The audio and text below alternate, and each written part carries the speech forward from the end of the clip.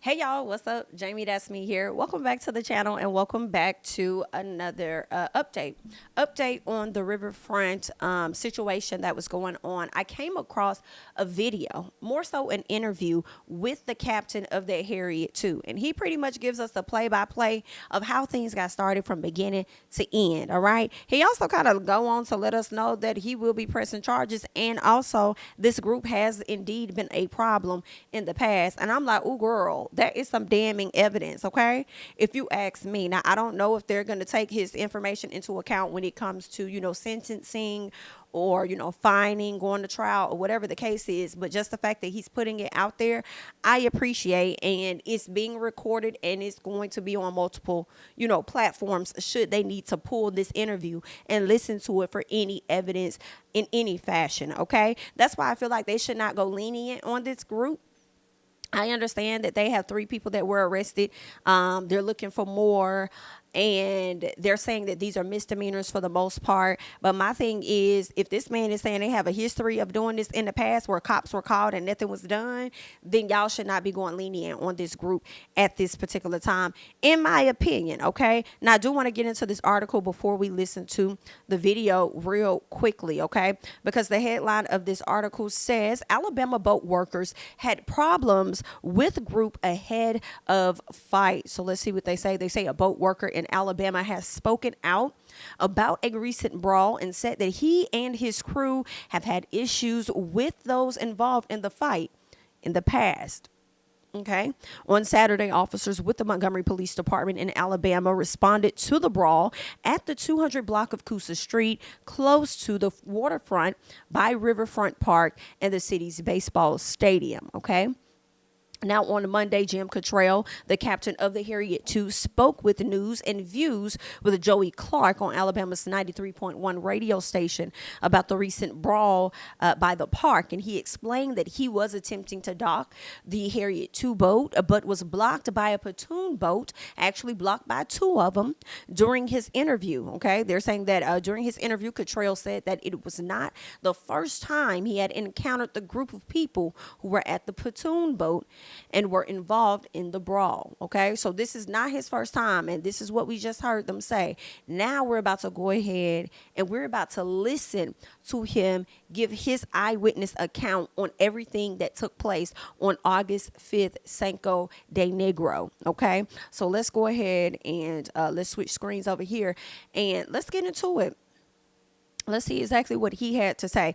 Also, before we do that, please make sure that you guys are liking up the video if you have yet to do so. That's one of the ways to support the channel, by liking the video. Also, if you have yet to subscribe to the channel, go ahead and subscribe to the channel. Other ways to support the channel is also by super thanks once the video is over, or super chat if you would like to do that as well. Okay, so let's go ahead and let's just get into it. All right. And on the phone, we have the captain of the Harriet II, Jim Cottrell. Hey, Jim, how are you this afternoon? I'm fine. Good. Thank you. Yeah, good to hear from you. I did not, for folks out there listening, we didn't plan this. So I really appreciate you calling in here. Can you describe from just your perspective what the heck happened this weekend? Yeah, I can tell you pretty much. We were coming into the dock for our Saturday cruise. It was a 5 to 7 cruise. I had almost 200 people on the boat. And coming into the dock, and I could see that there was a pontoon boat that was too far back to allow me to position the boat to use the disembarkation ramp to get the people off the boat. So I got on the PA. I'm hovering in the water out there right beside the pontoon boat. I got on the PA and said, could y'all please move your boat up a couple feet, 4 feet, so I can get the boat in here to get these folks off the boat. And nothing happened. So I did that about 5 more times, and still they're just looking at me. So finally I said, okay, now I'm going to call the police to get your boat moved. And when they get down here, they're going to see the alcohol that you have on your boat. I said, I don't think you want that, so move your boat before I call the police. And they started shooting birds at us. Oh, no. So I called the police. And we waited there for a while. I called them at 6:59. I'm going to pause it right here. And I just want to say this, okay? It's just real interesting when I hear a lot of people talk about, alcohol and stuff being involved. Although I do know that there were likely alcohol on that ship, I feel like these people were very aware of all of their actions and what they was doing. So I don't want alcohol to be a driving excuse for those people's behavior, like, oh, they were just under the influence, which is why this happened. No, they were very aware of what the fuck it is that they were doing, okay? Shooting birds and all of that. They know what they was doing, disrespecting this man. They had no intentions on moving on boats at all. Let's keep going. The audacity. We waited for a little bit, waited for the police. There was a whole line of security guards up there at the park, just right above the dock. So we waited for a little while, and then the guys left that were on that boat. They left the boat and just left the park, or they left the dock. So I assumed they were gone. So Stewart, who captains the pedal boat, was there, and I knew he could get his boat in and out of that area. So I called him on the phone and said, "Hey, Stewart, man, can you come over here and get a couple of my deckhands, drop them off on the dock, and let them move that boat for me so I can get my boat in?" He said, "Sure." So he did. And then so my two deckhands went over there. One of them was my senior deckhand, my first mate. He was the one that was attacked. But they went over there. They know how to move a boat. And in the boating world, boaters are generally, very friendly. Right. And in the boating world, it's common. If you have to move somebody's boat, it's not like it's nothing to get upset about. You have to move a boat sometimes. Particularly though, we're a passenger vessel. That boat weighs over 500,000 pounds. Right. You don't want to be in its way if you can help it. So anyway, they went over there, moved the boat. After they moved it, those guys came running back. They must have still been in the park or up in the gazebo or something. And the one, at first there, I thought maybe they were going to have a little discussion. It was going to calm down. Now, see, we're 40 yards or 30 yards away from the dock, watching all this. There's nothing we can do. And about that time, another guy comes running up, and within a minute or so, it was all out brawl. And then I saw some more guys coming. I said, "Oh, thank God, they're going to break it up." But instead of breaking it up, they jumped on him too. So at one time, it was like six, 7 guys on my deckhand who was just trying to move the boat. So this went on for a minute. Some people came from the plaza and helped pull some guys off of him. He got away for a little bit there. Things started to calm down a little bit, and the police showed up. And I said, okay, it's going to be okay. And my deckhand came back over and motioned me to bring the boat into the dock, that everything was calm. And by this time, I said it was already a half dozen police officers on the dock. This is about 15 minutes later. And so we started bringing the boat in. And as soon as the boat hits the dock, some of my crew who saw my first mate, Damien, being attacked, felt they had to retaliate, which was unfortunate. I wish we could have stopped that from happening. But when you see something like that, and it was difficult. It was difficult for me to sit there in the wheelhouse watching him being attacked. And the whole time I'm on the PA, stop, the police are here, stop. But they wouldn't stop them. So once we get to the dock, and then that's when a little bit of the melee started, and finally the police got control of it. I appreciate that man admitting that it was very difficult for him to sit up there and watch that man be attacked like that. And to me, that's him speaking to understanding why his crew members got off that boat and they were ready to get into some action. I'm just so thankful nobody had a weapon. Likewise. And I'd imagine, I appreciate you telling us all that. I'd imagine from just seeing what I saw on the tape that the guys that all y'all who work together, y'all seem pretty tight. Like, this isn't just a day job. Like, these are folks that it's kind of a work family, right? Well, they're shipmates. Shipmates is, different than most jobs where people work together and go home. Some of these crews, like we just got back from bringing the boat back from Mobile. We were on there for 7 days. All spend the night watching movies, doing the work, getting the boat up. Being a team, and cleaning the boat too, coming up the river. Well, so, shipmates are like a team, and I want to make one point. I do want to make is it wasn't a black and white thing. I had every single white crew member, male, on the boat was on the dock. I mean, it wasn't like this was our crew upset about these idiots. Basically. And this is the same group that comes every year. They're from Selma, and we've had trouble with them in the past, but just like jokey things. Like a couple of years ago, the same group was here. We came back from a cruise, and our golf cart was missing. We used a golf cart to get seniors and handicapped back up to the parking lot. So when it was missing, we finally found it in the Hampton Inn lobby. Now, let me just pause it right here. Does that sound like the behavior of people that are drunk? not coherent, don't know what the fuck they are doing. No, this man said these people are very familiar. They have come there before. They have tampered with their products or whatever, their equipment. They have tampered with their enabling them, or not so much as enabling them, but preventing them from being able to even do their damn job. Y'all coming up there fucking up stuff. And you want me to think that, oh, they were just drunk. I do believe that if alcohol was not involved, none of this would have happened. No, they did what they wanted to do because they can. Because they operate and they move in the space with entitlement and think that they could do whatever the dog is that they want to do. Okay, that's what it is. And knowing that they're not going to do nothing. You know why they not going to do nothing? Well, let's listen to Jim Cottrell tell us exactly why they know the crew members weren't going to do anything, or the police weren't going to do anything to them. Let's go ahead and get into that.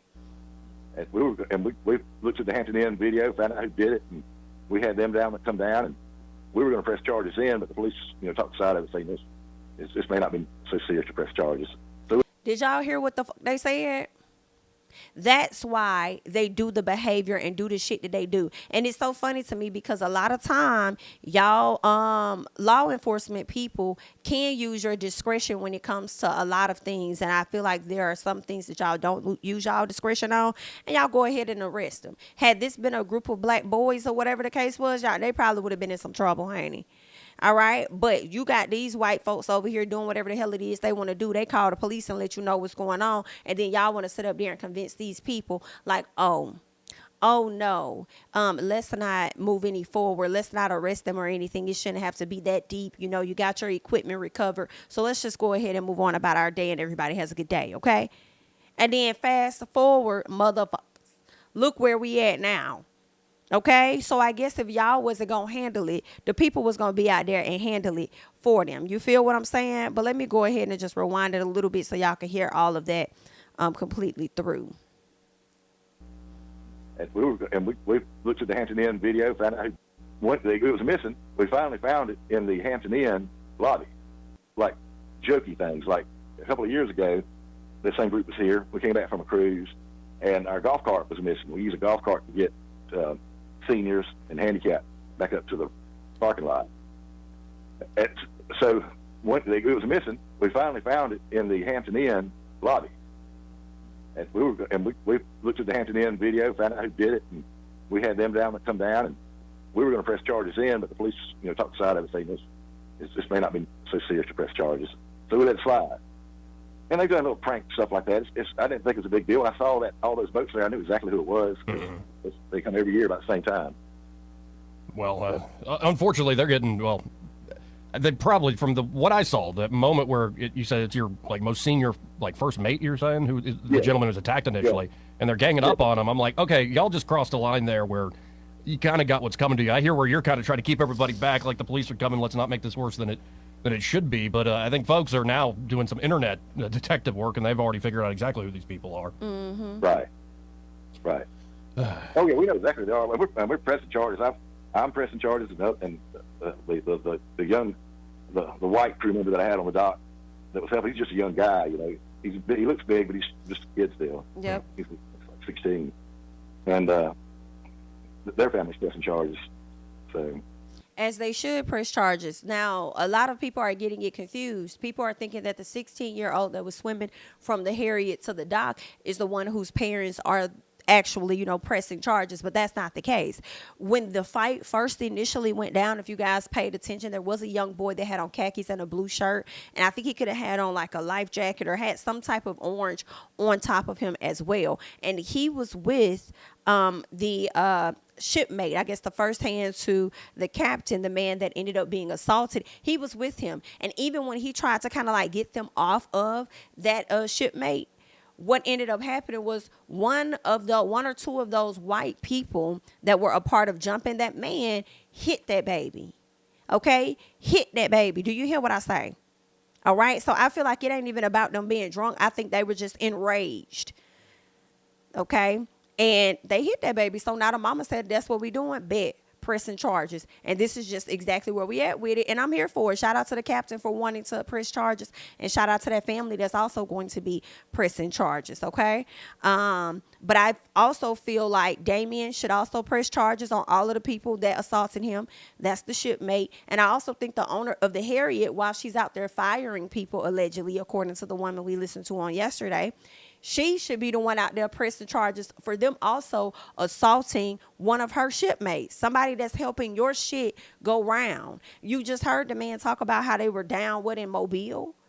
So they be really taking that damn boat up and down the river, helping her make money with that shit. So yeah, that's a problem. And you need to press charges so people know. When you see this Harriet boat, move your motherfucking boat. So we can get where we need to be. Because if anybody else wants to operate in that same manner, your ass can get charges pressed on you too, or whatever the case is, okay? But let's go ahead and finish getting into the rest of this. Well, and we know exactly who it is, who did it. And this is after what? There was a huge journey y'all had to do after getting just updates and maintenance done. There was that big 22-day quest back up the river. So, I know, these journeys have been going on now since we've had it back since February. And I don't know. I just don't want this to put a bad taste into anybody's mouth. I've been on the Harriet 2 several times. It's an incredible thing y'all do. It's a great way to have fun and see that part of our city. And I just encourage folks, take out of this to go buy more tickets to the Harriet 2 would be my advice. Well, that's the thing, man. One of the most amazing, I used to run this boat, the Harriet. I ran it in Savannah, Georgia 5 years as Savannah River Queen. Okay. And in Savannah, we carried mostly tourists. Like 99% of it was tourists. Here, it's more local people riding. And we get you'd be amazed. It's I want to call it the love boat sometimes because people that come on there, we have different races come on there, and by the end of the cruise, they're patting each other on the back, shaking hands, hugging each other, just by having a good time on the boat. And that's what we want to get back to. We just don't want this thing to get out of control as being a black and white thing. That's not the case at all. Mm-hmm. It was shipmates that were trying to take up for their hurt crew member. Amen. And it was brutal. It was brutal to watch. Sure. When you can't do anything about it when you're down out there in the water. Because we have one of the crew that swam over there. Yeah, I saw that. And he's just a young guy. Right. Well, like you said, it could have been worse. And it's the way you started the story. Don't be a drunk idiot causing a lot of trouble, especially downtown. They knew what I was doing. That should be basic rules there. And all it would have taken, those guys, man, if all they would have had to do is move their boat up a few feet, and none of this would have happened. That's it. And this is gonna affect them way worse than it's gonna affect us. Right. I mean, I know one of the guys there that one of those guys apparently owns a gas station in Selma, and they've already gotten protests against that. I mean, they're gonna be losing part of their livelihood just because they wouldn't move the boat up a few feet. Exactly. It's just. Yeah, got to think it through, folks. You could lose a lot of privileges and quality of life in just a few minutes if you're too stupid about it. Absolutely. Shame it even happened, but also it's just surreal. Like I thought we were done being the center of attention Friday night, and now this is the internet has enshrined this in history, so to speak. Right. they are. But, the internet always wins in the end. But I appreciate you calling in, Jim. The man in the white shirt want to laugh so bad. I would not have had this sort of detail if you had not. So thank you for that, sir. You're welcome. And folks, get out there and enjoy a Harriet 2 cruise sometime. And all right, so y'all just heard everything that this man had to say. I am so definitely here for everything he had to say. Y'all came down there looking for a problem, and y'all motherfucking show got one, okay? And you left with one, and the gag is that the problem is still ongoing for y'all. All because you would not move your fucking boat, okay? Child, I cannot. But again, I have to give a hand clap. Hand clap to this man for calling into this news station and this news radio station and giving his accounts on everything and just clearing up the matter. And yeah, I want to get y'all thoughts though on how y'all feel about him saying it's not a racial issue. But he wasn't saying that it was racial from the white folks standpoint. He was saying it wasn't racial from the black people standpoint. He said these people it was just a bunch of shipmates seeing one of their crew members, one of their shipmates or whatever, being assaulted, and they just did not like that, so they responded and they reacted. Okay, not so much as these white folks, but underneath it, baby, it was given racially motivated for real. It started out that way, which is why they jumped on that man, But yeah, I mean, I could tell from your voice that you're a white man, so I'm sure they could too. They still didn't respect you, so you may have a point when you got on that intercom system and told their ass to get out the way and they didn't, you know what I'm saying? So, I mean, you probably got a little piece of a point, honey. But at the end of the day, we definitely saw red, and what we saw was red next, okay? And so they got it swooped. But anyway, girl, good luck. And that is all that I have. I just wanted to come to y'all real quick with the update that I found regarding the Harriet and what the captain had to say about it. Now, I want you guys to go ahead and tell me your thoughts. Sound off in the comments. That's all that I have at this time. I am Jamie. That's me. Don't forget to like, comment, subscribe, share my videos, or follow me on Instagram and Twitter at JamiThatsMe. And I'll catch you guys in the next one. Bye-bye.